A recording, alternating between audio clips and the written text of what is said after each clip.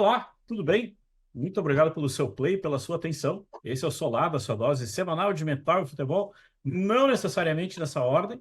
E nós sempre gostamos de lembrar que a parte sonora da newsletter que você pode assinar em solada.com.br. Eu sou André Paz e, como sempre, estou na companhia de Thiago Zuma. E aí, pessoal, Thiago Zuma aqui, deixa eu ver que horas são, 15 para as 8, a gente está entrando no clima aqui. Exatamente. Ah, a gente está brincando assim, como é que é? Um podcast gravado enquanto o planeta derrete, mas tudo bem. Pois é, esse É, calor desgraçado, assim. é, é, Primeiro dia de outono, né? é, Estamos gravando. exatamente, né? Como é que é? Ontem disseram assim, não, quando começar o outono acaba. Aham, vai, confia, confia, Confia. vai. Exatamente. A gente hoje vai fazer algo tradicional, mas um pouquinho diferente, porque a gente vai direto para o assunto, assim, porque as nossas viagens no passado sempre tem um motivo, sempre tem uma razão, sempre tem alguma coisa que é o motivo efeméride. E no começo do ano, quando eu e o Thiago nós olhamos assim, a gente tem um arquivo lá de como é que é os aniversariantes do ano, assim, que é muito do que nos guia. Quando nós olhamos para esse carinha, a gente falou: ih, rapaz, esse aqui é importante para música, é importante para o metal, e of course, é importante para o Solada também. Uh, 50 anos, hoje é gravado, que a gente falou, gravado dia 20, há 2 dias atrás, dia 18 de março. 50 anos do lançamento do primeiro disco do Rush, Rush, fale como você quiser. A gente já, o tempo chegou a É isso. andar. E lembrando que, assim, o Thiago depois vai tocar mais esse ponto, assim, a gente tem relações muito afetivas por conta dessa banda. E é legal de lembrar que, assim, ele é um disco que ele é um começo. A gente vai lembrar que teve umas trocas de informação, entra a gente, sai o Geddy Lee, sai toda essa história. Mas no fundo tem três carinhas ali. A gente vai até pegar o nome original, vai se embaranar para falar o nome original, porque é legal. Um glorioso tiozinho chamado John Rutsey, que depois vai ficar o famoso porque deixou o posto para o melhor possível. Como é que é aquela velha história? Se um dia você for, se um, se um dia você for parece quando a gente vai visitar assim a Itália, que daí tipo assim você vê obra de arte, de repente você vê uma estátua do Bernini, entende? Tipo, tudo que veio antes se esquece porque tem um Bernini ali que vem depois. Então, nosso amigo John Rutsey depois cederia espaço para o senhor chamado Newport, mas aqui é John Rutsey, Dirt. é Neil Peart, chame como você chamar, importa a referência ao homem. E a gente brinca, esses três amigos, John Hutsey, Alexander Zivoinovich, um cara que certamente nesse calor estaria bebendo, Zivodinovich. exatamente, certamente nesse calor estaria bebendo, e mais um outro cara narigudo, cabeludo, totalmente fora do esquadro, que também a gente aprendeu só esse ano que o nome dele como é que é? Nosso glorioso amigo Gershon Eliezer Weihib. Então, lá e lança um disco chamado Rush, que assim, daqueles. Isso é uma coisa que o Thiago depois vai bater, a gente vai bater. Um disco que, assim, já tem na cara, já não tem nada como é que diz assim, a capa é o logo da banda, toma isso Isso. aqui, primeira Voando coisa. decolando, cara. O logo decolando, assim. Vai Em virar cores coruja! berrantes, assim. É aquela coisa bem dos 70. Eu tava até brincando assim, e o Thiago depois vai fazer uma ponte com isso. Eu olho assim, é quase aquele hard rock setentista, só que tem alguma coisa ali que depois vai virar, que depois vai andar. Acho que a grande parte do Rush, a gente brinca assim, tem esse Rush inicial, tem aquele Rush anos 70, tem o Rush anos 80 de teclado, tem o Rush da fase dura dos anos 90 ali, não dura no sentido, mas de roer um pouco. E você vai ter esse renascimento nos 2000 e agora a gente tem essa outra fase pós-New. Mas é aquela coisa, é um disco de um trio e trio vai ser o segredo deles para sempre. Três caras muito noiados, muito diretos, querendo colocar o som deles no mundo. E talvez uma das coisas que vai ser a marca da banda é até disposto, muitas vezes, pagando preços muito caros para deixar essa certa integridade do que eu quero, do que eu quero fazer, do que eu entendo que é o som que eu quero colocar na rua. E a gente brinca assim, quando a gente fala do Rush, a gente não fala só do talento, mas aí tem aquela piada clássica, que a gente gosta de lembrar, uma base imensa de fãs que foi construída sem uma única capa da Rolling Stone. Algo que só foi acontecer muitos anos depois, e que eles dizem assim, nunca fomos capa da Rolling Stone, nunca fomos modinha. E aí já começo trazendo o Thiago para a roda e digo assim, Qual que é o segredo desses caras, Thiago? Então, eu acho que o segredo é a química perfeita, né? Quando você... Uma química única e perfeita. Porque Power Trio tem vários, mas do jeito que é o Rush, com um vocal do Geddy Lee que passa por fases que tem uma agressividade ímpar pro timbre que ele usa. É que você tem um guitarrista que não é o Guitar Hero da banda, o guitarrista é o cara que joga pro time.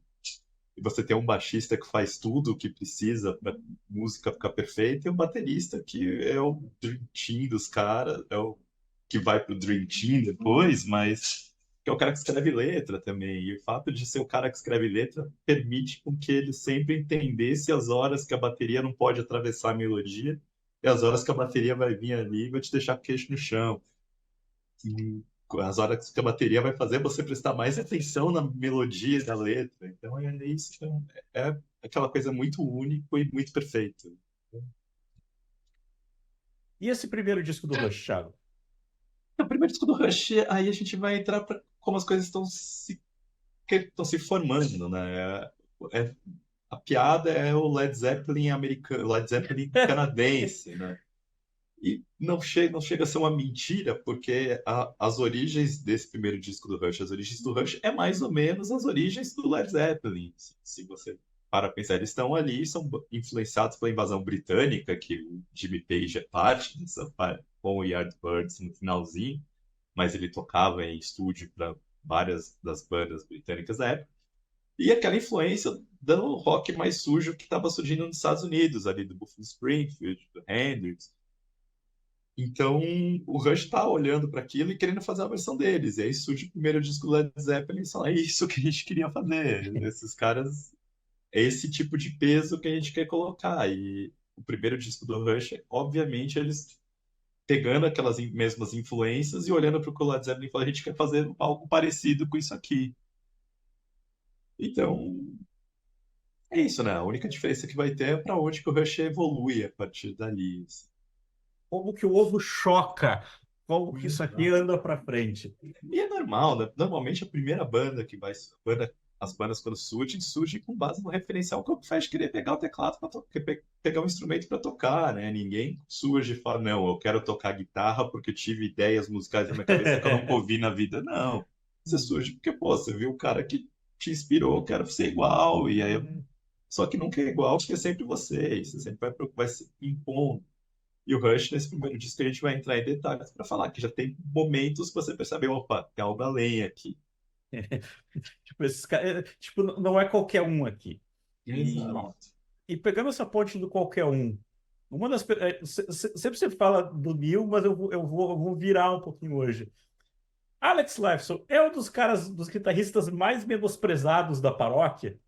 Então, eu não vou dizer que é menosprezado, no sentido porque ele nunca se pôs numa posição de Guitar Hero, então ele nunca se pôs para falar, olhem para mim, veja que sequência de solos fabulosos tecnicamente ou extremamente diferentes que eu estou fazendo aqui. Ele nunca teve isso, ele sempre foi um cara que olhava para o Jimmy Page como uma influência principal dele, de criar texturas, de criar melodias, trabalhar aquilo ali. E você tinha o Neil Peart, que era um baterista excepcional que chamava atenção pela técnica toda. E você teve o Geddy Lee, que era técnico também, e trazia o vocal diferente, daí aquelas horas o Geddy Lee tá tocando teclado com o pé, 200 mil coisas ao mesmo tempo, haja compartimentos diferentes do cérebro. E aí você só tem o guitarrista tá lá só lá fazendo caminha, né? Então, ele não é para chamar muita atenção, mas é o cara que faz servir sujo. Mal comparado é aquele volante que você não percebe que tá jogando, mas o time não leva, o adversário não chega uma hora na frente do seu gol para concluir. Porque o volante está ali limpando todas as jogadas quando o adversário tenta atacar. Só que você não olha para o volante. Ele não é o cara que tá dando carrinho, ele não é o cara que tá lá, intercepta o passe e continua a jogar. E você vai ver, na hora que você vai ver, o cara começou todas as jogadas do seu time, só que você nem percebeu. Alex Lifeson é meio que isso, assim. Eu ia brincar. É meio Luiz Carlos Goiano, assim, tipo, tá lá desarmando no meio-campo, quando você vê, fez uma jogada de gol, assim. Assim, todos os grandes times tem um volante que faz esse serviço, assim, sabe? Às vezes o volante é craque, tipo, o Corinthians da época do primeiro Mundial era o Rincon que fazia isso, mas o Corinthians teve o Ralf durante muito, no segundo Mundial, que era quem fazia isso. Era o cara que só quem tava vendo no estádio que via que o cara ganhava todas. O cara não tomava um cartão amarelo, ganhava todos só de antecipar, só de cortar o passe, sabe? Tipo, é E, as jogadas que isso acontece. e a gente brinca muito do Alex, assim, porque acho que, como é que é, a primeira, a gente vai fazer referência a isso eternamente no Solada. Veja o vídeo o discurso do Alex no Rock and Roll Hall of Fame, que aquilo é puro Alex, entende? É o cara que, tipo assim, que ele tá ali, tipo, cara, eu tô aqui para fazer isso aqui decolar, eu tô aqui para fazer isso aqui acontecer, e tô ali pela banda mesmo, eu tô ali pelos meus amigos mesmos, assim. É, né? E você vê que ele está disposto a jogar pelo time, né? Assim, teve momentos na história do Rush que ele vai se impor, que ele vai falar, não, cansei, mas ele está disposto a jogar pelo time, ele vai até o limite ali. Do lado dele tem um cara que talvez seja um dos personagens mais polêmicos do rock and roll, do metal e afins. Nossa gralha preferida, e eu costumo dizer assim, bah, não pode ser outra pessoa. E fazendo uma ponte com uma coisa que a gente vai pegar depois, quando você ouve esse primeiro disco de 50 anos atrás, não é mas assim, uma pessoa normal cantaria com raiva. O Geddy Lee canta com uma vontade, tipo assim, não é raiva. Tem alguma coisa aqui, tem tipo assim uma determinação, tipo assim, quanto mais dão pau em mim, mais eu vou ser melhor nessa história. E a gente assim, ela pode não ser a mais tradicional, mas você não pode reclamar que é uma voz desafinada também. Você vai reclamar de alguma outra coisa. Então, assim, acho que o Rush não funcionaria com uma outra voz que não fosse aquela do Gedge, né? É, eles tentaram, né? É o ponto. E o John Rutsey, na hora que eles assinam com a equipe de empresariamento do Ray Daniels, o John Rutsey pensa, né, a gente precisa achar um vocalista mais cool da banda, que esse aqui não tá dando muito certo. Eles chegam a mandar o Geddy embora, e aí, falando do Alex Lifeson como o cara que joga pro time, ele não se opõe, ele vai lá e fala, não, beleza, vamos tentar, de repente essa seja a solução. Eu perdi o meu melhor amigo, mas a banda é ir pra frente por causa disso. Eles até mudam de nome, né? Acho que Rush não, na teoria chama Adrian. Não dá certo, dá completamente errado. Aí eles vão lá e pedem pro Guedes voltar. O Guedes faz o docezinho, mas era o melhor amigo dele, cara, o Alex Lifeson. Vamos lá, vamos voltar e vamos. A coisa estava evoluindo, não sei porque vocês cortaram isso, né? E aí, uma outra coisa que a gente pensa assim, é muito engraçado, né? Se a gente parar para pensar aquela coisa clássica, como é que é?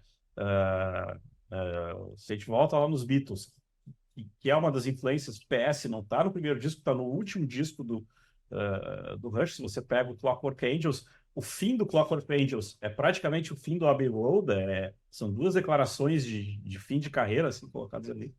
Mas é muito engraçado que, assim, Lennon conhece Paul. Aí Paul olha e fala, bah, mas tem meu amigão lá, meu parça de Lisa, um cara chamado George Harrison. Ele é muito novinho, mas... E aqui também parece, tipo assim, é o cara do fundão da sala de aula que, tipo, tipo assim, é aquele teu amigo de fundão da sala de aula a vida toda, assim. É isso. Não tinha muito como evitar que isso fosse acontecer, né? Eles tentaram, de repente, se tivesse dado muito certo, teria uma banda que tinha lançado um disco que fez algum sucesso no Canadá durante algum tempo e hoje não teria hoje. Até no Canadá. Mas eu acho difícil, porque aí é o que a gente fala, dessa vontade do Geddy Lee no primeiro disco, ele não ia ser uma outra banda lança o disco, ele ia continuar batalhando e provavelmente essa banda naufragasse, o Alex Lifeson ia participar, só que a gente não sabe o que que ia ter acontecido, né? Se teria um tal de Neil Peart entraria nessa história ou não. Deixando de lado o senhor Nilo, deixando de lado o motoqueiro, deixando de lado, como é que é, deveríamos estar abrindo um Macallan em memória dele. Ah, o John Rutsey, no primeiro disco, ele não é virtuoso e também não complica. Ele faz muito bem o serviço dele. Tudo bem, depois a bateria vai para um outro, como diz o crítica de futebol, como é que é? A imprensa esportiva moderna, vai para um outro patamar. Mas para uma estreia de disco de rock and roll, John Rutsey vai muito bem obrigado, né? Ah, e tem que pensar que o John Rutsey que foi uma banda, né? Ele era um cara de personalidade forte, ele era o cara que caminha. Tipo, a gente fala da força de vontade do Geddy Lee, mas a força de vontade do John Rutsey de tocar isso pra frente também era muito grande. Tanto é que ele pede pro Geddy Lee sair pensando que tenho que fazer isso para dar certo, né? Então ele é peça fundamental para que o Rush chegue nesse primeiro disco e acaba sendo peça fundamental por algumas coisas que acontecem no primeiro disco. Eu fui até dar uma olhada de reler a parte do Geddy Lee contando, né, o primeiro disco, e eles têm muito problema, porque eles faziam o nome das músicas, quem dava era o John Rutsey. Ele inventava o nome das músicas, depois eu faço a letra final, e eles iam cantando de qualquer jeito nos shows, assim, cada hora mudava, cada hora eles inventavam, só que na hora de ir pro estúdio tinha que fazer as letras, Virou né? bem. Vamos gravar isso aqui. E o John Rutsey surtou e não entregou letra nenhuma, e aí o Geddy Lee teve que se matar correndo, escrevendo todas as letras meio em cima da hora para gravar. Isso daí vai ser uma das coisas que vão somando para eles perceberem que o John Rutsey não tá no mesmo patamar que eles para coisa aí. E das coisas que vão acabar fazendo com que eles se separem do John Rutsey mais pra frente, mas não dá pra dizer que o John Rutsey reduz o nível do primeiro disco. Muito pelo contrário, ele tá ali fazendo com que aquelas músicas pediam o que era o conceito para que se Exato. fosse feito naquelas músicas, assim. Não é um John Bonham sensacional, assim, nem um Kate Moon, mas ele tá nem um Ginger Baker, né, se a gente vai pegar os grandes bateristas, Mitch Mitchell, então mas ele é o baterista que está fazendo o correto para aquelas músicas ali, dando a levada e mantendo a batida, dando o groove que aquelas músicas precisam, assim. E aí também olhando um pouco assim, uma coisa que nós estávamos comentando, quem quiser entender um pouco essa origem musical do Rush, sempre vale voltar no feedback. E aí, tipo, Uhum. assim, até uma parte, eu tava rindo porque eu fui ver e o feedback é um EP, se a gente encontra ele na categoria de EPs, Sim. mas é É um que acho que é 25 minutos de 27, duração. exatamente 27 minutos de duração, que é exatamente o que tá lá. São 8 covers, que é praticamente essa raiz, assim. Eu tava brincando que aquilo ali é praticamente uma declaração de amor ao Cream e ao Yardbirds, mas tudo bem, né? Mas do Cream, principalmente, né? Que é o Power Trio do primeiro grande Power Trio ali. Sim, galera, se a gente vai falar em covers, a gente vai lembrar que o primeiro single, o primeiro lançamento da história do Rush é um cover de Not Fade Away, né? Que é uma música do Buddy Holly, mas eles fazem a versão, eles fazem uma versão dos Stones, assim, dos Rolling Stones, que tinha uma versão dessa música. E eu fui até ouvir, assim, porque eu nunca tinha ouvido, eu fui ouvir agora, assim, para preparando o episódio, e eles reclamam muito da gravação, e a gravação, de fato, você percebe que não tá sensacional, mas tá longe, tá ruim, assim, a guitarrinha tá um pouco magrelinha ali, mas a bateria tá ok. Pelo menos a pessoa que jogou pro YouTube aquilo pegou o singlezinho e jogou bem com cuidado ali. E o lado B dela tem uma outra música que chama You Can't Fight It, que é um rockinho gostosinho também de ouvir, mas você percebe a voz do Geddy tá muito aguda, às vezes dá a impressão até que tá gravada. Então, não tá estridente, ela tá agudinha, assim, então às vezes dá a impressão de fazer alguma coisa que o Zeppelin fazia muito com a vocal do Robert Plant, que é colocar uma rotação acima para deixar mais agudo ainda, assim. Então, eu tenho essa impressão, eu tipo, fiquei com essa impressão quando eu ouvi. E, assim, aí a gente já começa a entrar no disco, e a banda fica muito frustrada com essa gravação, que essas duas músicas tinham sido gravadas pro disco e saíram como singles. Eles tinham ficado muito frustrados com como estava soando, né? Eles achavam que na hora estava meio errado, e o produtor do disco, que é um cara que chama produtor dessa parte do disco, um cara que chama David Stock, que tinha sido arranjado pelo Ray Daniels, da equipe do Ray Daniels para produzir. Ele fala, não, quando a gente for mixar isso aí vai ficar pesadão, do jeito que vocês quiserem. Aí quando eles ouviram o single, eu falei, amigo, tipo, a gente não vai querer lançar o disco desse jeito. E aí, depois de um tempo, eles voltam pro estúdio com um single chamado Terry Brown e a história se faz, né? Como é que é? Vira um household name, aí vira o nome Terry Exatamente, é. Brown. E, Exato. e é interessante porque, assim, aquilo que tu falou da história dos times, né? Terry Brown, produtor, Hugh Syme na arte, você vai meio que, tipo assim, tendo essa coisa, Uhum. tipo assim, e um vai, mesmo que às vezes tenha os problemas, um vai, forma esse time, forma esse time, por assim dizer, esse grupo, O né? Terry Brown fica até os Signals, né? Acho que é só no Grace Under Pressure que eles mudam de produtor, né? Aliás, e uma lembrança que depois do fim de carreira veio um carinha chamado Nick Raskulinecki, e Ah, também. sim, aí é. E que aí já é uma outra lógica, que já era um cara envolvido com grunge, tá? Vai fazer a E banda de que volta. Então, mas aí vai ter o Peter Collins aí, Alice que vai também. seguir por muito tempo, vai ser ele, né? Eu Mas lembro do Peter Collins, eu lembro de uma coisa engraçada, assim, que é tipo, quando o Rush estava para gravar o Test for Echo, no programa Backstage do Vitão Bonesso, que é um programa de rádio famosíssimo aqui do estado de São Paulo. E ele falou: não, o próximo disco do Rush vai ser produzido por Phil Collins. Nossa, Ok? beleza. Aí depois, uma Ó, semana depois, você, desculpa, gente, Peter Collins. Ah, a grande família Collins. é, Filipinho, né? Ontem eu lembrei dessa história do Felipe. É como a família Maia, Tim Maia, John Mayer, família Maia. Então vamos fazer uma brincadeira. Vamos trocar o glorioso DeLorean por uma Red Barquetta nessa edição de Solada e vamos voltar para cada faixa do disco. Vamos fazer aquele faixa-faixa roots assim. Tava brincando com o Raul antes, Finding My Way, aquela música que tem como é que é a abertura da música, tá? Como é que é? Cartão de Ah, visitas, I'm coming to get you. eu vou te Eu pegar. vou te pegar. E assim, já é cartão de visitas, né? É isso. Essa é uma das músicas que veio da segunda sessão de gravação, que foi quando, já com o Terry Brown, das músicas que eles compuseram entre vocês compuseram exatamente as músicas que eles terminaram entre a primeira gravação e a segunda. E aí o Terry Brown gostou, falou, vamos gravar já e colocar essa música pra jogo. E aquilo, riff é um rockerão, tem uma pegada até que eu acho mais, que seria mais natural no Rush depois, assim. Mas a bateria do Rutsey não sai muito do normal, de uma pegada de rock and roll, assim. E tem um Zooey do Geddy Lee ali, que a gente percebe que Robert Plant era uma influência pesadíssima, assim. Ele dá até uns gemidos no finalzinho da música. Assim. E o riff me lembra um pouco Kinks, assim, tem umas pegadas meio assim. Mas assim, o solo não sai do básico. Aí ele tem umas horas aí que você vai pegando, tem uma hora que tem uma quebradinha na música que você vai ver, opa, isso vai virar marca registrada, sabe? Naquele momento você não sabe muito bem, mas tem uma hora que ela tem uma quebradinha no riff ali de transições, eles fazem umas transições de quebradinha, ou isso vai virar uma coisa que eles vão. Quando ele tem um tal de Neil ali, isso aí vai transcender a banda. Como é que é? Literalmente Finding My Way. É. Exato. E aí, como é que é? Eu tava brincando que assim, se você ler a My Effing Life, minha droga de vida, minha vida Minha vida ferra, fedida. minha vida ferrada, Minha se vida você ler, fedida. Assim. se você aguentar, a- como é que é o Novo Testamento, o Velho Testamento, o Novo Testamento, o Apocalipse da Bíblia do Martin Poff, assim, eu brinco, tipo assim, são os nerdão. E aí, quando a gente começa a ver essa história dos nerdão, a segunda música é Need Some Love. Se tu parar para olhar só pelos títulos, como é que é?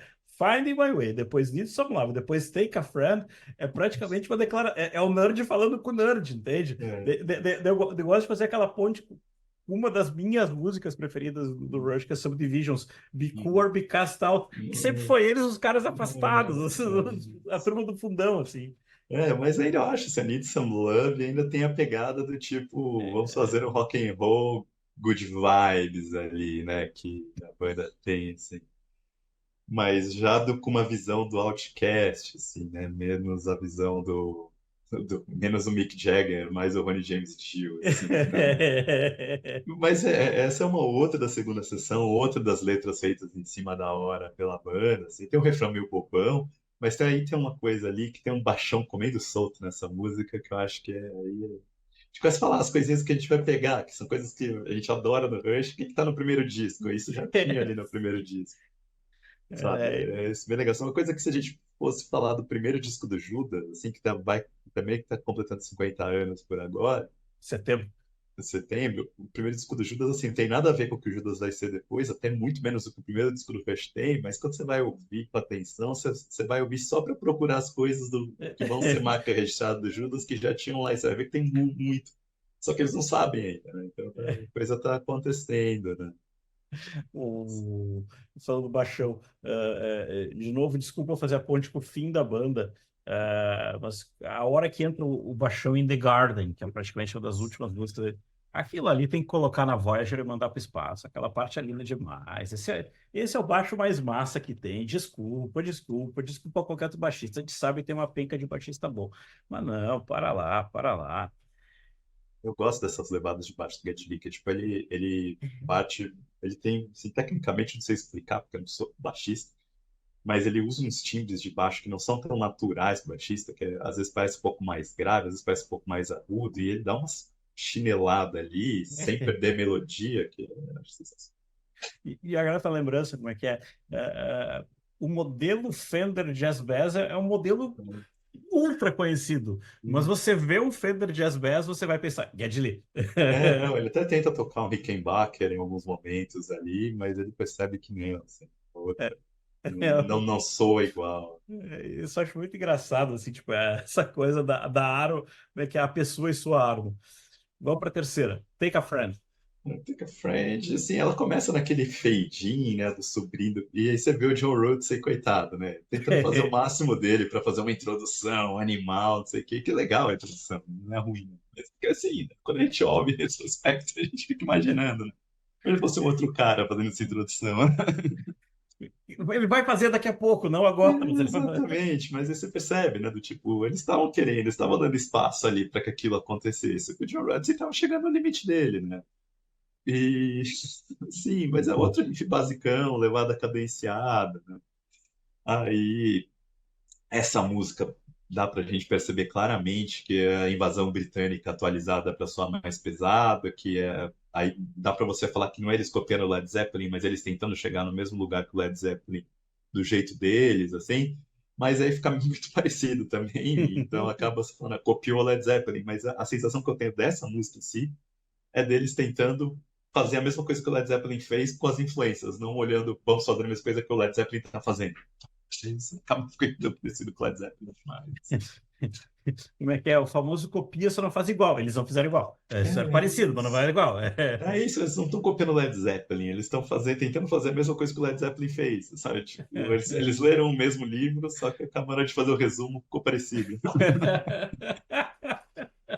Ah, vamos fechar o lado A. Here Again. Ninguém é assim, né? Termina o lado A com uma música mais comprida, acho que são 7 minutos essa música, Isso. né? Ela também veio da segunda sessão Terry Brown e é uma curiosidade, é uma das poucas, talvez a única letra do Rush que foi escrita pelo Alex Lifeson. Lessons. A Lessons também foi ele, né? É. Isso, Tears é do Gedge. E o início começa meio baladinha, assim, meio folksy, assim, aí ela vai dar aquela subidinha com umas quebradas meio blues, e aí de novo o baixo começa a carregar a música e tem umas pontuadinhas meio acústicas de guitarra. E aí essa guitarra você começa a ver já a mentalidade mais progressiva deles, ainda que lembre um pouco Led Zeppelin, faz também coisas parecidas, que na segunda levada, na hora que volta a levada de novo, a guitarra já está dando mais tensão para essa parte para entregar para um refrão. Então o refrão aí já recebe essa colocar, aí o Gedge já está estriônico um pouco nessa parte nessa música ali, com aquele Gedge assim. Então, para mim, ela será mais um prenúncio do Rush que está por vir do que uma realização. Assim. Eles não conseguem fazer ainda o que eles iam fazer muito bem na frente, mas você consegue entender que, opa, tem um rock progressivo acontecendo por aqui e ainda não está bem acabado, mas você já percebe, os elementos estão ali, eles estão trabalhando, vamos ver onde que isso vai chegar e isso já começa a chegar já no próximo disco. O lado B segue o mesmo ritmo. Oi, Led Zeppelin, a gente leu o mesmo Vidas Secas que você, mas nossa interpretação é outra. Para pegar um clássico da literatura assim, What You're Doing. Mas o What You're Doing, pra mim, aí é Zeppelin puro, né? Uma hora que fica muito parecido com Led Zeppelin. E aí tem uma questão que tava tendo. Na hora que teve um show da banda, uma banda feminina que chama Vixen, que tocou no Summer Breeze no ano passado, elas faziam uma hora do show, uma sessão meio instrumental.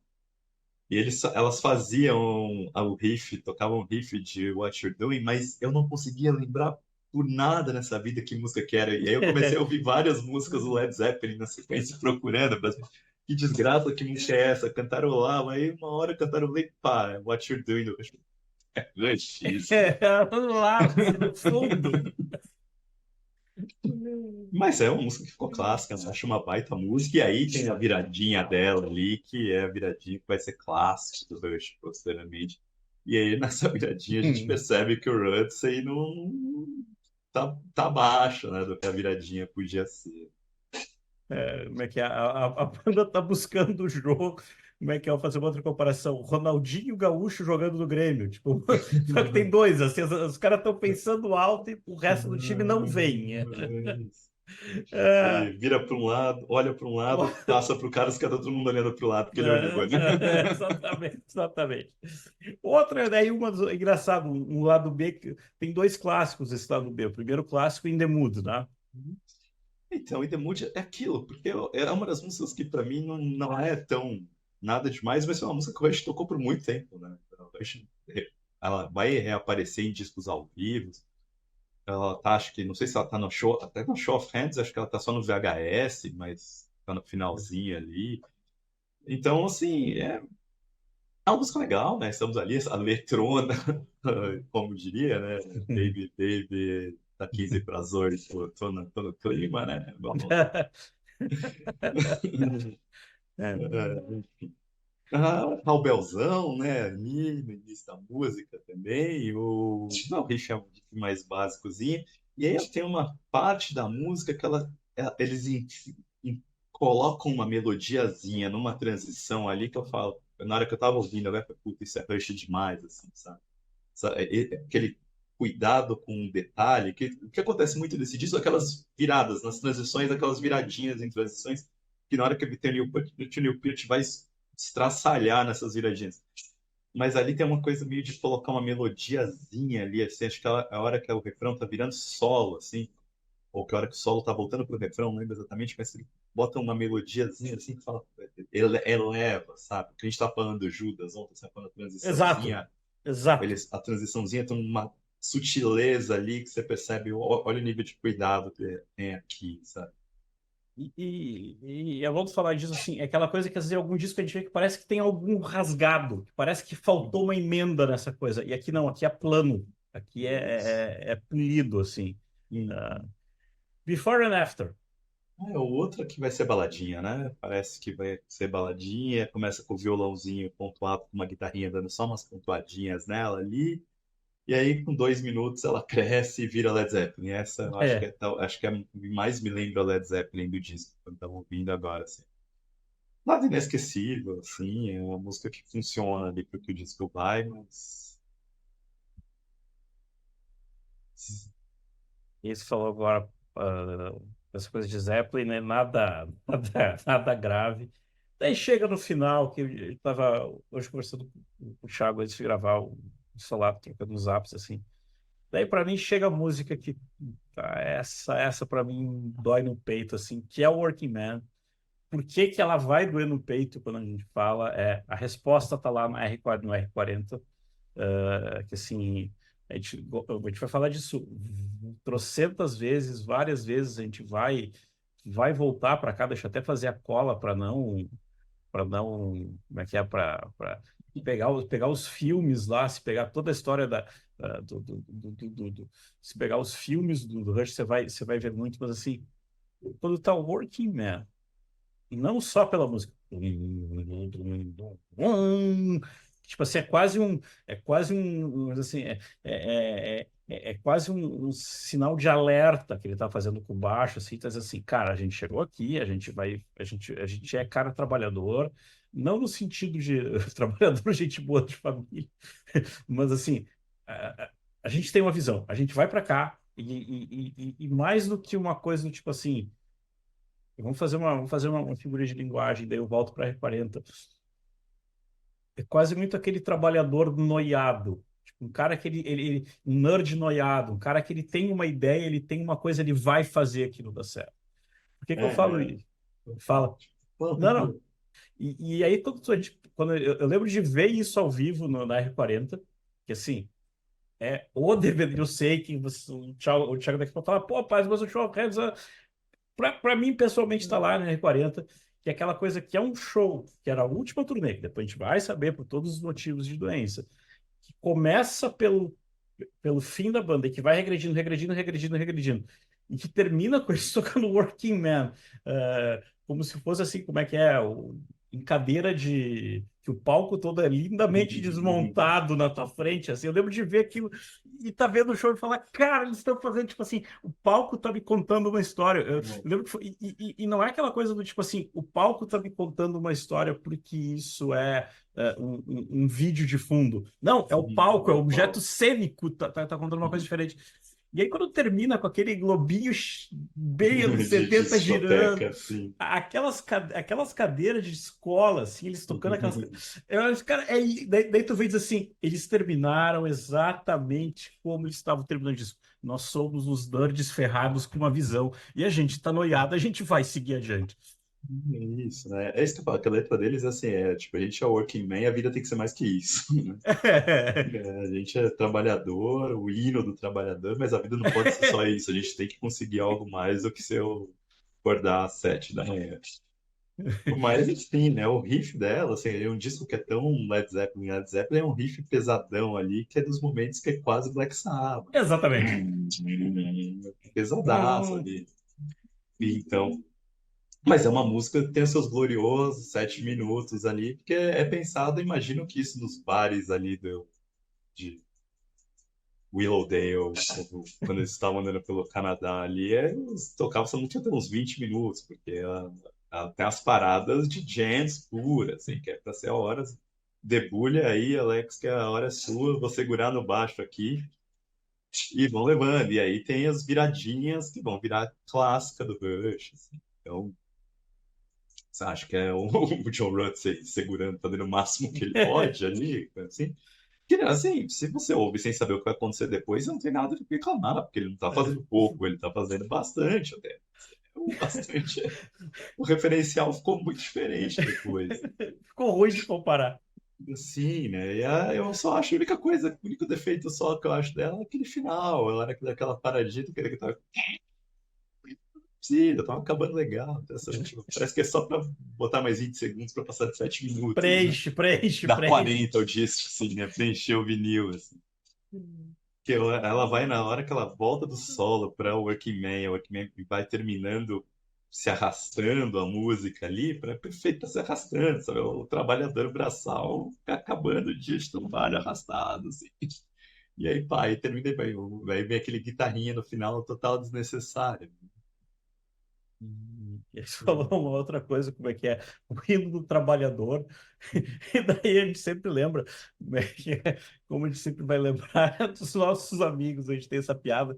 Daí, anos depois, tem como é que é? Você começa com Working Man e vai chegar uma hora que você vai parar no Caress of Steel, que tu vai entrar na Think I'm Going Bald, que é um outro hino do Punch Rush, assim.